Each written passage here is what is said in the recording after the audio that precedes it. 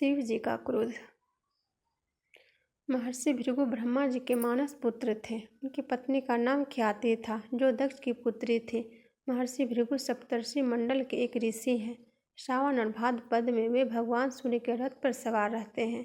एक बार की बात है, सरस्वती नदी के तट पर ऋषि मुनि एकत्रित होकर इस विषय पर चर्चा कर रहे थे कि ब्रह्मा जी, शिव जी और श्री विष्णु में सबसे बड़े और श्रेष्ठ कौन है। इसका कोई निष्कर्ष न निकलता देख उन्होंने त्रिदेवों की परीक्षा लेने का निश्चय किया और ब्रह्मा जी के मानस पुत्र महर्षि भृगु को इस कार्य के लिए नियुक्त किया। महर्षि भृगु सर्वप्रथम ब्रह्मा जी के पास गए। उन्होंने न तो प्रणाम किया और न ही उनकी स्तुति की। यह देख ब्रह्मा जी क्रोधित हो गए। क्रोध की अधिकता से उनका मुख लाल हो गया, आंखों में अंगारे दहकने लगे। लेकिन फिर यह सोचकर कि ये उनके पुत्र हैं, उन्होंने हृदय में उठे क्रोध के आवेग को विवेक बुद्धि में दबा लिया।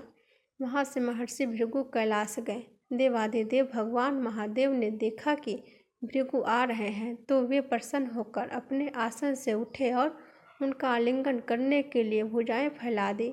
किंतु उनकी परीक्षा लेने के लिए भृगु मुनि उनका आलिंगन अस्वीकार करते हुए बोले, महादेव, आप सदा वेदों और धर्म की मर्यादा का उल्लंघन करते हैं।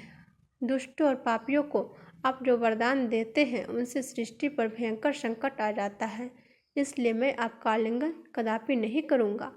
उनकी बात सुनकर भगवान शिव क्रोध से तिलमिला उठे और उन्होंने जैसे ही त्रिशूल उठाकर उन्हें मारना चाहा, वैसे ही भगवती सती ने बहुत अनुनय विनय कर किसी प्रकार से उनका क्रोध शांत किया। इसके बाद भृगु मुनि वैकुंठ लोक गए। उस समय भगवान श्री विष्णु देवी लक्ष्मी की गोद में सिर रखकर लेटे थे। भृगु ने जाते ही उनके वक्ष पर एक तेज लात मारी। भक्त वत्सल भगवान विष्णु शीघ्र ही अपने आसन से उठ खड़े हुए और उन्हें प्रणाम करके उनके चरण सहलाते हुए बोले, भगवान, आपके पैर पर चोट तो नहीं लगी?